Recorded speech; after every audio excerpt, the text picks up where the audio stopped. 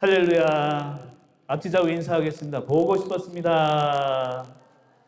감사합니다. 오늘 야외 예배로 또 한마음 체육대회로 하나님께 영광을 돌림을 감사드립니다.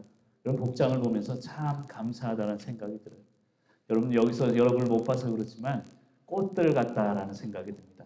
한 번 더 인사할까요? 옆 사람 보면서 꽃이십니다. 시작. 감사합니다. 오늘도 이런 기쁨의 은혜가 넘쳐날 수 있기를 간절히 축원합니다. 여러분 오늘은 어버이 주일입니다. 어버이 우리 부모님이죠. 하나님의 사랑은요 우리의 부모님들을 통해서 우리에게 전해집니다. 그 말은 나는 자녀로서 삶을 살았다는 것이죠. 그 자녀로서 살다가 우리가 또 부모가 됩니다. 그 부모로서 또 우리의 자녀들에게 하나님의 사랑을 물려주게 되는 것이죠. 그럼 그런 의미에서 보면 인류의 역사는 생명의 역사다라고 할 수 있는 것입니다. 오늘 말씀 그리고 예배를 통해서 하나님의 사랑이 우리 어버이를 통해서 나에게 그리고 나의 사랑이 또 우리의 자녀들에게 이어지는 거룩한 예배가 되시기를 간절히 축원합니다. 여러분 태어나서 우리 인간이 가장 많이 화를 내는 존재가 있대요. 그 1위가 누군가 하면 엄마라고 합니다. 여러분들 지금 나이 드신 분들도 그렇고요. 한번 우리의 인생을 돌아보시길 바라요. 내가 누구에게 가장 많이 화를 냈었나? 엄마는 왜 바보같이 도대체 왜 그래? 이런 이야기를 많이 한다는 거예요. 어떤 분이 저한테 그러더라고요. 본인이 만만해서 그렇다는 거예요. 그래서 제가 그랬습니다. 맞다고. 만만해서 그렇다고.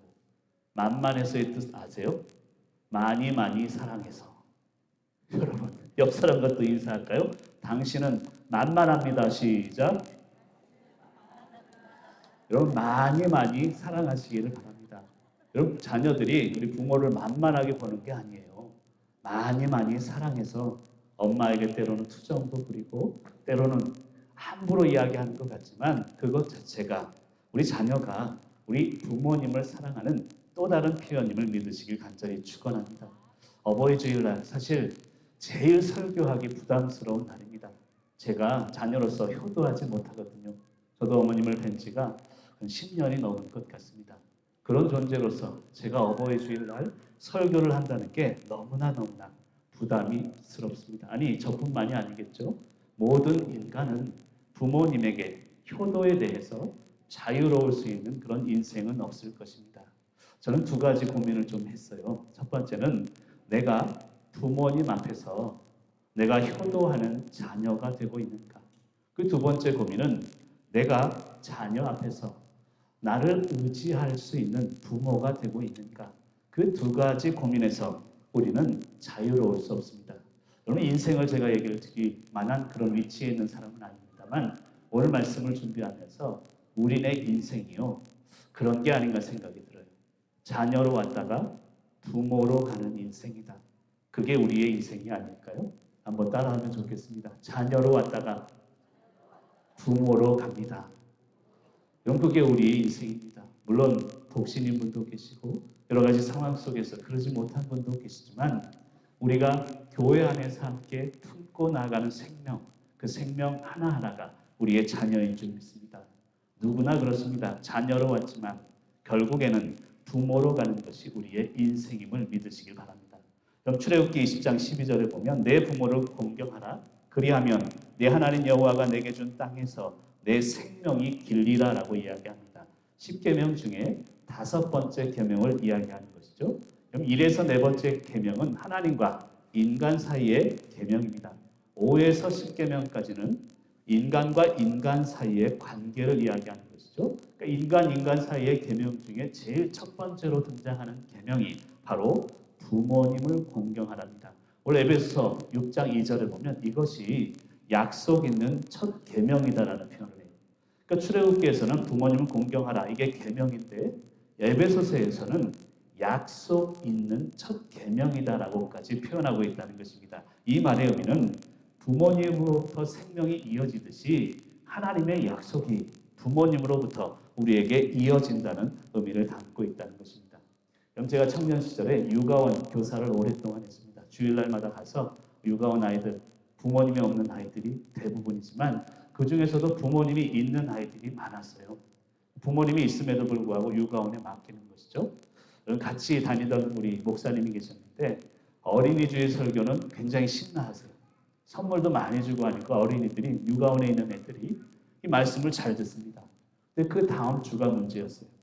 어버이주일날 설교를 하면 애들이 갑자기 얼굴이 좀 바뀐다는 거예요. 제가 지금도 기억나는 친구인데 제가 청년 때 제가 고등학생이었으니까 나이 차이가 얼마 나진 않습니다. 이 부모 설교를 듣다가 갑자기 나가는 거예요. 제가 나중에 불러서 이야기를 한 적이 있습니다. 그때는 걔에게 상처가 있어요. 부모님이 계신데 자기를 여기다 맡기고 찾아오지를 않습니다. 그래서 제가 혼을 낸 기억이 있습니다. 야, 네가 부모 없이 너도 그런 부모가 될래? 너도 언젠가는 부모가 될 것이니까 말씀을 잘 들어야 한다. 이런 이야기를 한 적이 있습니다. 사랑하는 성도 여러분, 우리가 이 땅에 온 것은 자녀로 오지만 이 땅을 떠나는 것은 부모로 갈 수 있어야 합니다. 하나님의 말씀을, 내가 하나님의 사랑을 진정으로 이 자녀들에게 이어주는 약속 있는 첫 계명으로서의 삶을 살아가시기를 간절히 축원합니다. 여러분, 하나님은 생명을 창조하신 창조주이심을 믿으시죠? 여러분, 부모님은요 창조주는 아닙니다. 그러나 제2의 창조자다라고 표현할 수 있습니다. 왜냐하면 우리 부모를 통해서 생명이 태어났기 때문이죠. 여러분, 인간은 창조의 능력이 없습니다. 이 지구상에 있는 것들을 가지고 무언가를 또 만들어낼 수 있을 뿐이죠. 없던 것에서 있는 것을 창조할 수 있는 능력은 오직 하나님에게만 있는 능력입니다. 그런데 감사한 것은요, 부모님을 통해서 생명을 탄생할 수 있도록 허락해 주셨어요. 그런 의미에서 우리 부모는 제2의 창조자라고 할 수 있는 것입니다. 하나님이 주신 생명이 부모님을 통해 나에게로, 그리고 나에게서 또 우리 자녀들에게로 쭉, 그리고 세상 끝날까지 이어지게 될 줄 믿습니다. 아까도 얘기 드렸지만 인류의 역사는 생명의 역사입니다. 생명이 끝나는 것이죠. 사랑하는 성도 여러분, 오늘 말씀을 통해서 이 생명, 약속 있는 생명을 이어가는 귀한 부모님들 되시기를 간절히 축원합니다. 여러분, 현실이 있죠. 그리고 살아가는 우리 가정이 있고 각자 다른 현실 속에 우리는 살아갑니다. 여러분, 믿음은요 현실을 무시하는 게 아닙니다. 현실 너머에서 역사하는 하나님을 신뢰하는 것이 진정한 믿음임을 깨달을 수 있기를 바랍니다. 현실을 넘어서는 하나님의 믿음, 우리에게 주시는 그 믿음을 부모님을 통해 오늘 발견할 수 있기를 간절히 축원합니다. 오늘 첫 번째로 오늘 말씀을 통해서요, 부모님의 관점으로 우리 자녀들은 살아야 합니다. 한번 따라 하실까요? 부모님의 관점으로 살아야 합니다. 이런 부모님의 관점으로 살라는 것입니다. 아니, 나는 다 나이가 들었는데. 아니에요. 여러분도 누구나 다 부모가 있습니다. 부모님의 관점으로 오늘을 살아낼 수 있어야 합니다. 그러면 오늘 1절 말씀에 보면 주 안에서 너희 부모에게 순종하라라는 말을 해요. 제가 예전에 어릴 적에 그런 설교를 들은 적이 있습니다. 주 안에서, 그러니까 예수님 믿는 부모님에게는 순종하고 예수님 믿지 않는 부모님에게는 때로는 순종하지 않아도 돼. 이런 설교를 들은 적이 있어요. 오늘 말씀 이야기하는 건 그런 이야기가 아닙니다. 주 안에서 순종하라는 것은 주님의 관점에서 순종하라라는 뜻입니다. 예수님의 관점에서 부모님께 순종하라는 것이죠. 그럼 예수님의 관점이란 무엇일까요? 그럼 마태복음 그리고 신약 성경을 읽다 보면 마태복음 9장 36절에 무리를 보시고 불쌍히 여기시니 그래요. 마태복음 1장 41절에도 보면 예수께서 불쌍히 여기사, 누가복음 7장 13절에 또 불쌍히 여기사라는 이야기가 나옵니다. 그러니까 주 안에서 순종하라는 것은 주님의 관점에서 순종하라는 것이고 불쌍히 여기는 마음으로 순종할 것을 이야기하고 있다는 것입니다. 이런 부모님의 관점은 늘 우리 자녀들을 향한 안타까움이 있습니다. 그 안타까움을 동일하게 품고 부모님에게 순종하는 우리 자녀들 되시기를 간절히 축원합니다. 부모님의 관점에서 부모님의 말씀을 들으셔야 합니다. 근데 내 관점에서 부모님의 말씀을 들으면 짜증날 때가 있어요. 아니, 엄마는 그것도 몰라? 아빠는 그것도 모르고 뭐 했어? 이런 이야기를 할 때가 있다는 것이죠. 부모님의 관점에서 부모님의 말을 듣는 저와 여러분들이 되시기를 간절히 축원합니다. 그럼 아까 10계명을 잠깐 설명드렸습니다만 1에서 4계명은 하나님과 인간 사이의 계명입니다. 그리고 5에서 10계명은 인간과 인간 사이의 개념, 이것 자체가 십자가의 의미를 담고 있다는 것이죠. 근데 여러분, 인간과 인간 사이, 이때는 인간과 인간이기 때문에 하나님이라는 단어가 등장하지 않아도 돼요. 1에서 4계명은 하나님과 인간이기 때문에 하나님이라는 단어가 계명마다 등장을 합니다. 근데 5계명에서 10계명은 이제 인간과 인간 사이의 계명이니까 하나님이 등장할 필요가 없어요. 그러나 딱 한 계명, 이 5계명, 내 부모를 공경하라, 이 계명만큼은 하나님이라는 단어가 등장을 합니다. 결론부터 말씀드리면 하나님의 권위와 부모님의 권위는 동등한 위치에 있다는 것을 설명하고 있다는 것입니다. 그럼 사실 자녀들이요, 부모님의 권위를 인정하고 순종해야 되는 이유는 부모님의 업적 때문이 아닙니다. 부모님의 위치 때문입니다. 언젠가 이야기를 또 한 적이 있는 것 같은데요. 가끔 그런 얘기를 들을 때가 있어요. 아니, 우리 부모님이 나에게 해준 게 뭐가 있어? 그런 이야기를 할 때가 있어요. 그래서 부모님께 순종하지 못한다. 이건 잘못된 것입니다. 부모님이 나에게 해주신 업적 때문이 아니라 부모님의 위치, 부모님 자체로 우리는 순종할 수 있어야 되는 것입니다. 왜 그럴까요? 하나님의 대리자고 하나님의 동역자가 우리의 부모님이기 때문임을 믿으시길 바랍니다. 여러분, 레위기 19장 3절에 보면 이런 말씀이 있어요. 너희 각 사람은, 잘 들어보세요, 부모님을 공경하고, 부모님에 대한 것이죠. 그 다음에 나의 안식일을 지키라. 하나님에 대한 개념입니다. 이 말은 부모님과 하나님이 동등하다라는 의미를 지니고 있습니다. 오해하지 마십시오. 나는 부모니까 그래 하나님이다, 이 이야기를 하는 게 아닙니다. 하나님이 부모님에게 주신 자녀들에 대한 권위는 하나님의 권위와 동등할 정도로 귀중한 것임을 이야기하고 있는 것입니다. 여러분, 출애굽기 3장 2절에 보면요, 여러분 잘 알고 있는 말씀이죠. 떨기나무에 불이 붙었어요. 네, 그 말씀을 자세히 보면 떨기나무에 불이 붙었으나 떨기나무가 사라지지 아니하는도다라는 얘기를 해요. 저는 이 말씀이요, 부모님의 사랑이라고 믿어요. 부모님의 사랑은 사라지지 않는 그런 사랑임을 믿으시길 바랍니다.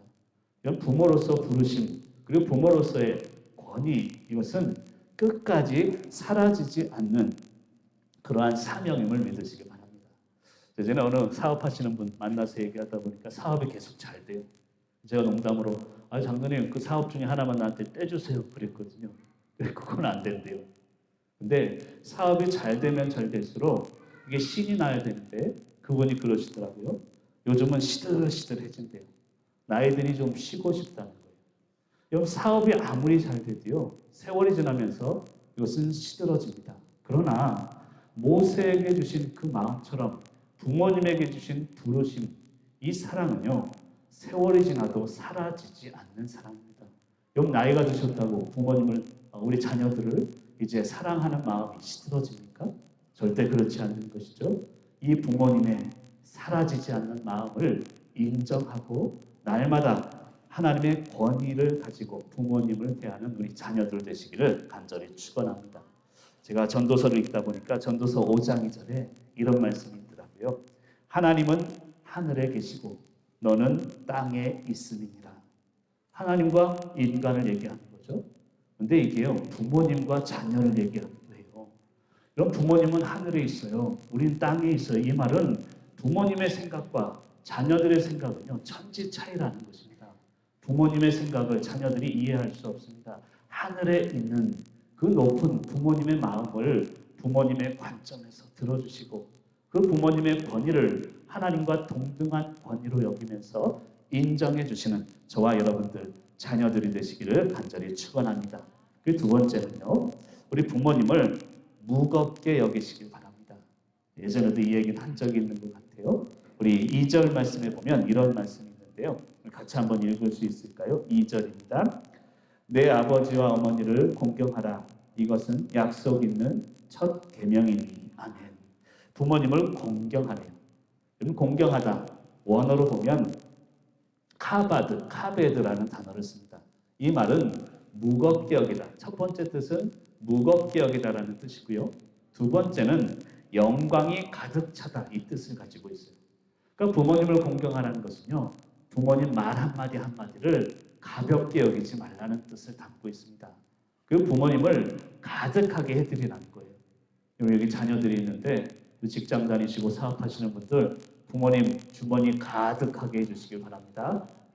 우리 어르신들만 아멘 하시네. 그럼 가득하게 하다는 것은 가득 채우라는 단어를 가지고 있다는 거예요.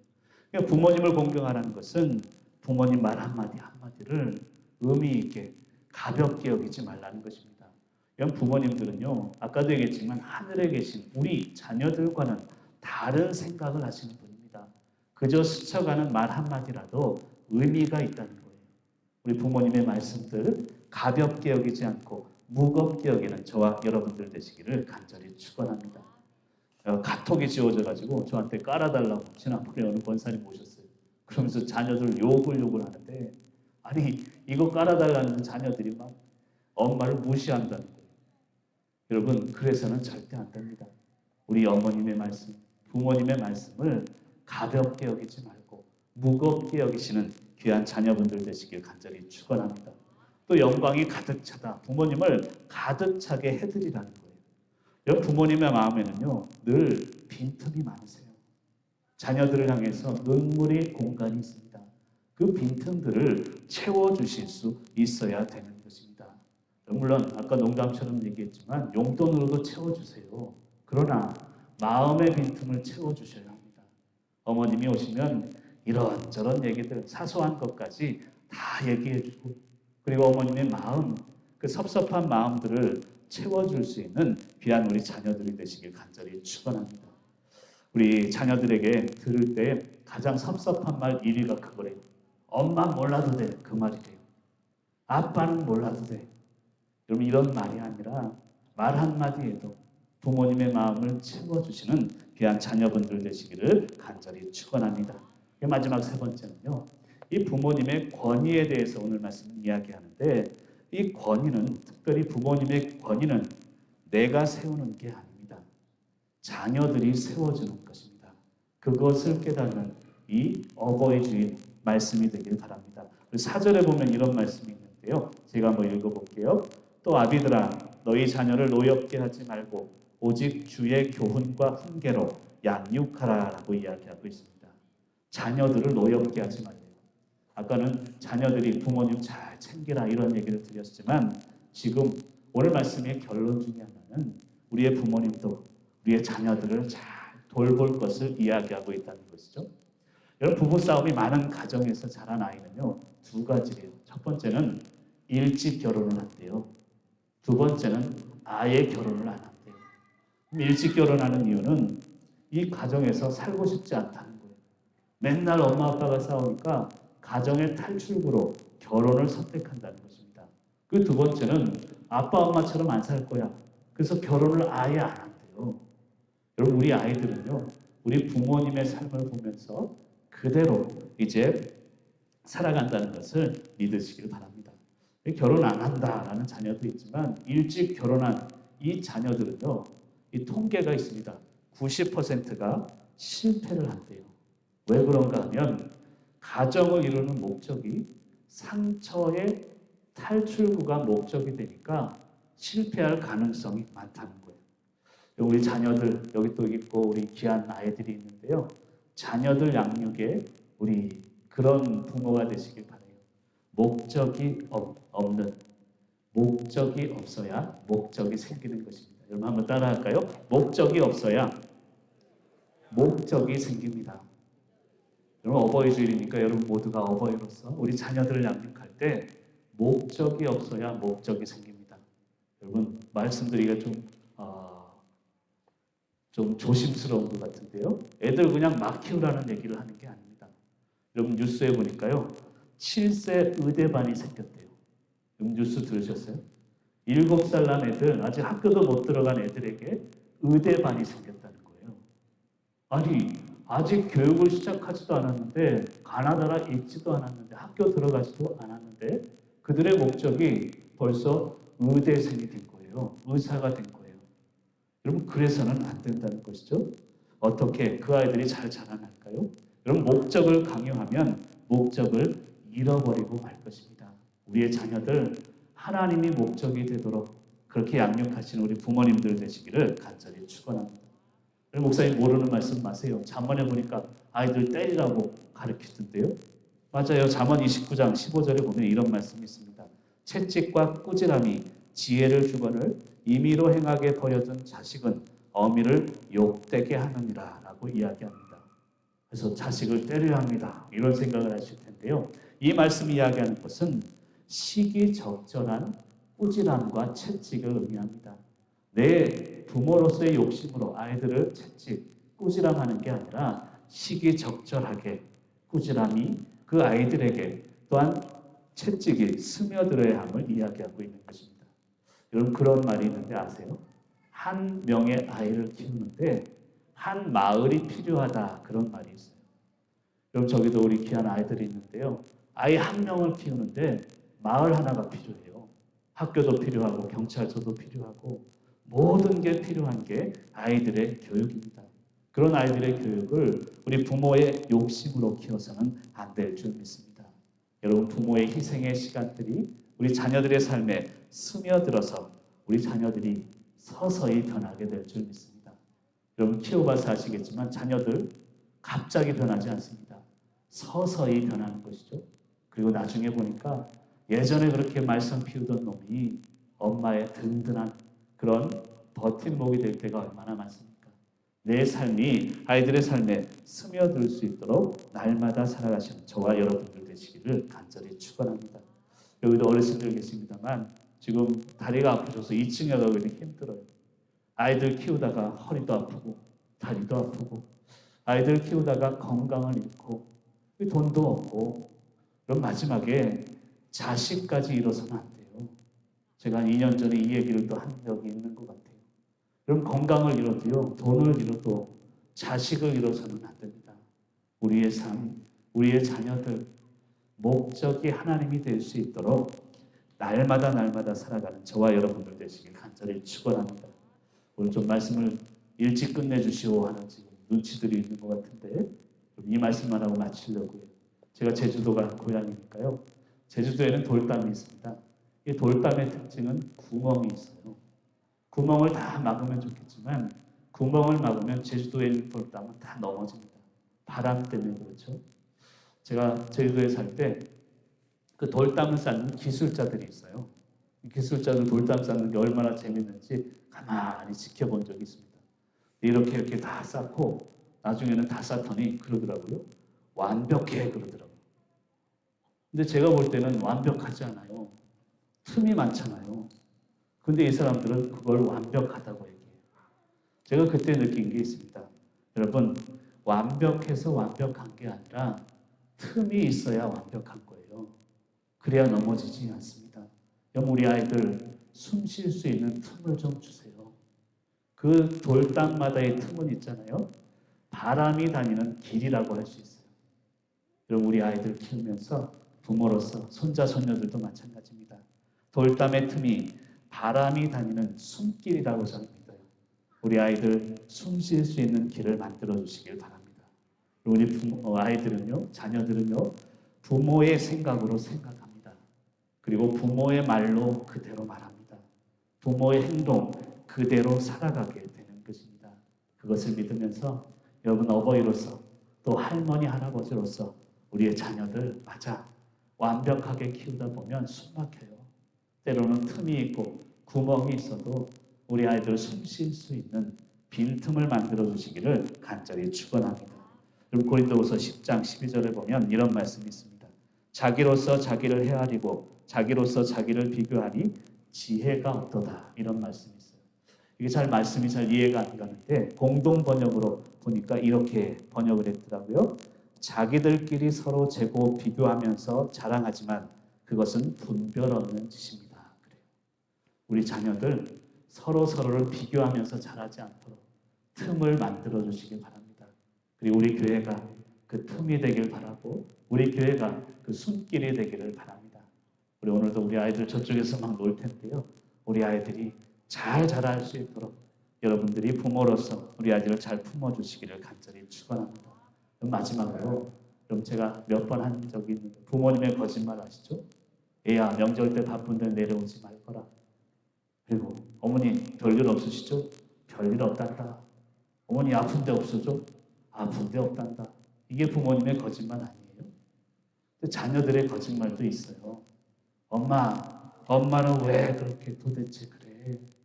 왜 그렇게 답답하게 살아? 그럼 이것도 자녀들의 거짓말이에요. 그건 엄마 아빠를 어떤 책망하는 게 아닙니다. 어머니를 보며 아버지를 보면서 사랑해요 엄마 아빠, 안타까운 마음으로 표현하는 자녀들의 거짓말임을 믿으시기를 바랍니다. 그 진심을 들으면서 우리의 미래를 계속 세워가는 저와 여러분들이 되시길 바랍니다. 저는 그런 생각이 들어요. 이 시대의 순교는 자녀 양육입니다. 자녀 양육하는 것만큼 순교하는 그런 시간이 없다라고 믿습니다. 여기도 보니까 지금 꽃들이 계시네요. 아까도 꽃들 얘기했지만 꽃은 시들어야 열매가 되는 것이죠. 여러분 부모의 꽃 세월이 지나면서 시들시들해집니다. 하지만 부모님의 그 아름다운 꽃의 모습이 조금씩 희미해질 때 우리 자녀들이 그 꽃의 열매가 되어질 줄 믿습니다. 자녀들을 내 삶의 열매로 만들며 승리하신 우리 부모님들 되시고 또 우리 자녀들은 부모님 그 관점으로 부모님의 말씀을 듣고 권위를 하나님처럼 인정해 주시고 또한 부모님의 말 한마디 한마디를 가볍게 여기지 않고 가득 채워주는 자녀의 삶을 살아가시길 간절히 축원합니다.